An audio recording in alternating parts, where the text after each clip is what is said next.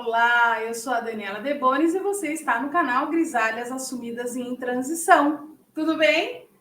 Hoje eu vou falar um pouquinho quais são as principais dificuldades que as mulheres enfrentam quando elas resolvem passar pela transição para o cabelo grisalho. E isso não é uma coisa da minha cabeça, não. Isso é uma constatação, né? Com o tanto de perguntas e dúvidas e desabafos que a gente recebe lá no grupo do Facebook Grisalhas Assumidas em Transição. Fiz até uma listinha aqui para eu não esquecer nenhum ponto, e eu acho que vale muito a pena você conferir, porque se você está passando pela transição, eu não tenho dúvidas de que você, por pelo menos uma dessas dificuldades, você deve estar passando, e eu vou falar sobre elas agora. Vamos lá. Eu sempre digo, escolha a dor que você quer sentir, porque passar pela transição não é fácil. Dói, incomoda, te tira do seu eixo, te coloca numa situação desconfortável que até então você não conhecia. E isso dói e dói profundamente. Para algumas mulheres dói muito mais, para outras mulheres dói um pouco menos, mas para todas as mulheres, sem exceção, dói. Até para aquela que fala, eu não tô nem aí para nada, eu não sei o quê, porque eu sou essa que não tô nem aí para nada e para mim doeu. Tudo dói. A gente precisa escolher a dor que a gente quer sentir. Sabe por quê? Porque retocar a raiz a cada 15 dias, no meu caso já era 10, também dói. Perder o final de semana, o sábado ou o domingo, ou o sábado no salão de beleza, ou o domingo trancada dentro de casa, no banheiro, pintando o cabelo, também dói. Ah, mas eu adoro ir ao salão. Acredito, eu também gostava de ir ao salão. Eu também acho legal, porque é um momento que a gente se distrai, que a gente conversa, que a gente, né, troca, enfim, é um momento descontraído, desde que não seja obrigação. Desde que não seja, ai meu Deus, eu tenho que ir no sábado ou no dia tal fazer o retoque desse cabelo. Desde que você fale, eu vou no salão porque eu tô a fim de fazer a minha unha e eu tô bem precisando fazer a unha. Eu vou lá fazer uma hidratação porque eu quero e não porque eu sou obrigada. Então, ser obrigada a pintar o cabelo, e essa obrigação, ela vem, às vezes, de dentro de você, ou às vezes pela imposição social do círculo que você frequenta, também dói. Também dói a gente pagar uma fortuna no salão, porque um retoque de raiz não custa barato. E também dói a gente pagar uma caixinha de tinta na farmácia, porque apesar de você não gastar no salão, você gasta o seu tempo de vida. E quanto vale o seu tempo de vida trancada no banheiro pintando uma raiz? No meu caso, eu fazia a maioria das vezes esse retoque em casa. Então, eu gastava o meu tempo de vida e também gastava o tempo de vida do meu marido, porque aqui atrás, onde eu não conseguia enxergar, era ele que me ajudava. Até depois ele começou a fazer o meu cabelo inteiro. Em alguns momentos, em algumas vezes, foi bem legal. A gente descontraiu, a gente brincou, aproveitou esse tempo para estar junto. Mas em outros momentos, a gente tinha outras coisas que seriam mais legais para fazer e estávamos naquela obrigação. Então, se você está passando pela transição, se você quer passar, saiba que você vai precisar escolher a sua dor. Nada é fácil, então escolha a sua dor. Uma outra reclamação ou dificuldade, vamos dizer assim, que as mulheres enfrentam é o relacionamento em casa, às vezes com o marido, o companheiro, ou a companheira, ou os filhos, que não apoiam, ou os amigos. Não apoiam, simplesmente dizem, você vai ficar velha, você vai ficar horrível, você tem tanto tempo para ficar velha, para que você quer ficar velha agora? Como se o cabelo branco fosse, de fato, correlacionado ou sinônimo de velhice. E isso vocês já sabem que não é. Porque eu mesma comecei a ter cabelo branco antes dos 18 anos. E quando que 18 anos é velho? Eu vou fazer 45 daqui uns dias E ainda me acho uma menina, me sinto uma menina. Imagina com 18. Eu com 18 não tinha nem saído da fralda ainda. Hoje eu olho para trás e vejo a menina que eu era com 18 anos. Então, eu não posso aceitar que seja relacionado o cabelo branco com velhice. Existem mulheres que chegam aos 60, 70 anos quase sem cabelos brancos. E existem outras mulheres que, como eu, na adolescência, começam a ter os seus primeiros cabelos brancos. É óbvio que com 18 anos eu não tinha tudo isso aqui de cabelo branco, mas eu já tinha alguns fios de cabelo branco. Isso é genético. A minha mãe e o meu pai também tinham cabelo branco na adolescência. A minha avó, isso é uma coisa que é genética. Não quer dizer que é velhice. Então, quando você se deparar com essa situação, tenha uma conversa franca. Porque o seu filho, seus filhos, maridos, companheiros, enfim, quem quer que seja, eu tenho certeza que te amam e que estão realmente preocupados e falando, você vai ficar velho, porque estão preocupados com o preconceito, com o que a sociedade impõe, o que você vai enfrentar, né, daquele caminho. Mas seja transparente, tenha uma conversa franca e diga os seus motivos, fale por que você está querendo viver essa experiência. Eu tenho certeza que eles te amam e eu tenho certeza que a partir dessa conversa franca, eles vão passar a te apoiar.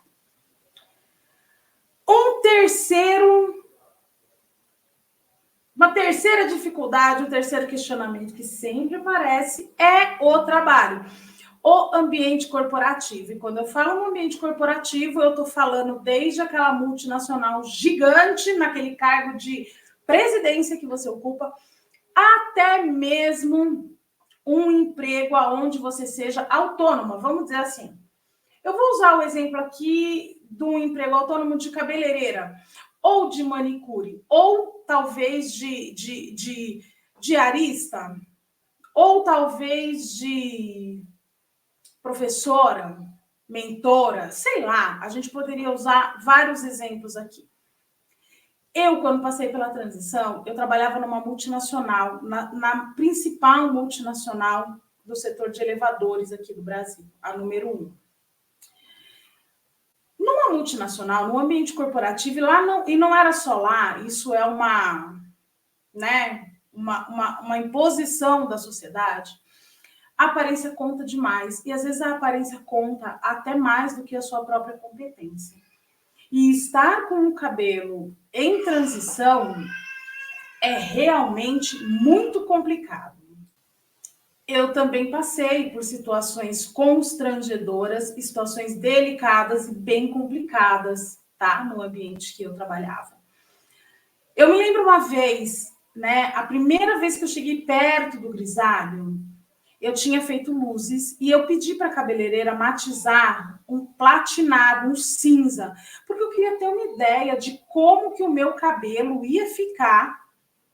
Talvez vocês estejam ouvindo o Rodriguinho chorar. Ele não tá bonzinho hoje. Maciel tá lá com ele, por isso que eu vou continuar aqui. E eu tinha pedido para essa cabeleireira platinar o meu cabelo e deixar num tom cinza, porque eu queria entender como é que eu ficaria grisalho. E assim foi feito. Quando eu cheguei para trabalhar no dia seguinte, eu me lembro que eu fiquei assim um tempão lá no cabeleireiro. Foi exaustivo, eu gastei uma fortuna. Quando eu cheguei no trabalho no dia seguinte, uma mulher que trabalhava comigo, né, ela simplesmente apontou o dedo assim na minha cara e começou a rir. Eu pensei que ela ia se jogar no chão e rolar de dar risada. Eu acho que talvez eu nunca tenha passado por um constrangimento tão grande quanto aquele. Eu tive vontade, assim, de desaparecer, de pegar a minha bolsa e voltar para casa, mas eu não podia, né? Porque eu tinha que trabalhar. E aí eu aguentei aquele dia inteiro, piadinhas, indiretas. Cada pessoa que chegava no escritório, era um escritório que tinha muita rotatividade de gente, né? Cada pessoa que chegava no escritório, ela fazia uma piadinha. Foi um dia muito difícil para mim. O dia seguinte também foi. Depois também foi. até que ela cansou. Mas eu ganhei vários apelidos na época. Um deles era Tempestade, aquela da X-Men, que tem uma mecha branca no cabelo. Um deles era Tempestade. E, enfim, tudo aquilo que fizeram falava mais sobre eles do que sobre mim. Eu fiquei chateada, mas depois acabei que, deixei pra lá. Eu estava grávida, eu usei a gravidez como muleta, sabe? Então, as pessoas, num determinado momento, quando virou uma chave, a minha barriga começou a aparecer, as pessoas começaram a pegar mais leve. Isso foi em 2016. Mas eu sofri muito bullying no trabalho. Eu visitava clientes, e quando eu chegava nos clientes, os clientes olhavam para a raiz do meu cabelo ao invés de olhar no meu olho quando conversavam comigo. Porque as pessoas ficavam chocadas. Em 2016, a gente não tinha essa quantidade de grisalha, então era meio que assustador ver uma mulher com a raiz branca assim aparecendo. Ok, a vida seguiu, a minha transição correu muito bem, e aí eu saí de licença maternidade. Quando eu voltei de licença maternidade, eu fui transferida, né? Eu tive uma promoção, eu fui transferida de local de trabalho. E o meu novo gestor falou para mim, olha, eu te conheço, né? Quis você aqui na minha equipe, te trouxe para cá, mas cabelo branco não dá, Daniela. Ele falou com todas essas letras. E eu falei para ele, eu não vou pintar o cabelo. O ambiente ficou visivelmente desconfortável, sabe? Mas aquele dia eu decidi que eu precisava tomar uma atitude. O meu cabelo tava, a raiz branca estava por aqui, daqui para baixo tinha tinta. E estava muito gritante, porque eu pintava meu cabelo naquela época de castanho, né? Castanho médio, número 4. E aí eu saí do escritório, eu passei no cabeleireiro e eu cortei curtinho. Fiz um botox, cortei curtinho e no dia seguinte eu fui trabalhar. E esse mesmo gestor que tinha falado para mim que cabelo branco não dava, ele falou, eu sabia que você ia dar um jeito. Ficou ótimo. O que choca as pessoas é a transição. A transição dá um aspecto realmente de incômodo. Eu não sei porquê, mas as pessoas se incomodam, né, com o aspecto da transição. Não o cabelo branco. Isso eu aprendi na pele, eu aprendi na prática que é assim que funciona. Quando a gente fala de profissionais autônomos, né, cabeleireiras que eu dei o exemplo, é muito difícil para a cabeleireira, né, que trabalha com a beleza, que é a pessoa que a gente vai para ficar bonita, deixar o cabelo dela em transição. É chocante. E eu já tive relatos de cabeleireiras que perderam até clientes por causa disso. Mas ganharam outras interessadas no grisalho. E incentivou, eu conheço cabeleireiras que incentivaram muitas mulheres a pararem de pintar o cabelo. Então, não existe receita mágica na questão do trabalho. Não existe. Você vai passar por situações desconfortáveis. É fato. Isso é um fato. Respira, internalize e pensa. Não é sobre mim. É sobre ela mesma. É sobre o preconceito dela. Essa pessoa está falando mal do meu cabelo. É sobre o preconceito dela. Não é sobre o meu cabelo. Porque a gente é responsável pelo que a gente sente, pelo que a gente fala, pelo que a gente faz. A gente não pode se responsabilizar pelo que os outros pensam, falam e fazem. Guarda isso para você. É só uma fase. Vai levar aí, dependendo do tamanho do seu cabelo. O meu levou 1 ano e 2 meses. 1 ano e 2 meses eu consegui cortar ele aqui. Dependendo do tamanho, se você quiser deixar do tamanho que está o meu, eu não sei aqui. Quanto tempo daria de transição? Talvez uns 3 anos. Se você quer cortar curtinho, 3, 4 meses. Então, tudo depende de você, do que você está disposta a assumir. Mas eu posso te garantir, vai valer a pena. E aquela pessoa que falou vai ser a primeira a falar para você que está ótimo. Pode apostar. Por fim, e não menos importante, eu quero falar dos ataques virtuais, os haters, né? que a gente chama. Haters são aquelas pessoas que nos atacam gratuitamente na internet. Então, quando você posta uma foto no público e vem uma pessoa do nada falar que seu cabelo tá A, B ou C, ou seu cabelo ou qualquer outra coisa, são os haters. E o presencial, que é velado. Quando é velado? É quando a pessoa fala assim: nossa, você ficava muito mais bonita quando pintava o cabelo de castanho. Nossa, olha, esse tom mais claro assim ficou bem para você, mas talvez um loiro. Sabe aquelas críticas que a gente recebe e que a gente, elas estão travestidas de conselho? Olha, não queria te dizer não, sabe? Mas eu acho que se você perdesse uns 5 quilos, você tem um rosto tão lindo, né? Cuida desse corpo, sabe esse tipo de coisa? E isso acontece muito durante a transição para o cabelo grisalho, mas é muito mais do que você pode imaginar. Eu, por exemplo, escutava muito as pessoas falarem assim para mim: depois que a Maria Luísa nasceu, você vai pintar esse cabelo, né? E sabe o que eu respondia? Claro que você não acha que eu vou deixar esse cabelo branco, né? Ponto final. Acabava o assunto. Ou então a pessoa falava assim: nossa, por que você tá com esse cabelo branco? Por que você parou de pintar o cabelo? E aí eu respondia: por que você quer saber mesmo? Acabava o assunto. Quando minha filha nasceu, todo mundo já estava acostumada comigo com esse cabelo branco.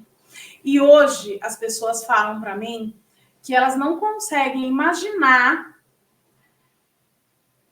a Daniela com outra cor de cabelo. E sabe, eu também não consigo. Eu casei em 2014. Em 2014 eu já tinha bastante cabelo branco e eu tinha muita vergonha deles. Eu ficava muito incomodada. E eu pintei, claro, meu cabelo. Eu fiz fotos de pré-casamento, as fotos do próprio casamento, da cerimônia. E eu tava linda, mas tão artificial. Hoje, quando eu olho as minhas fotos de casamento, eu realmente não consigo, sabe? Entender por que é que eu escondia esse cabelo que eu tenho. Um cabelo que hoje é saudável, um cabelo que tem brilho, um cabelo que é gostoso de pegar e uma cor que é única, é só minha. Porque ninguém no mundo tem o cabelo igual ao meu. O grisalho é uma impressão digital. Ele é único. Você pode ter uma ideia de como vai ficar o seu cabelo. E eu lembro como eu me imaginava grisalha. E ficou até parecido com algumas porque eu já tinha uma noção de onde estava mais cabelo branco e tal. Mas é bem diferente. Cada grisalho é único.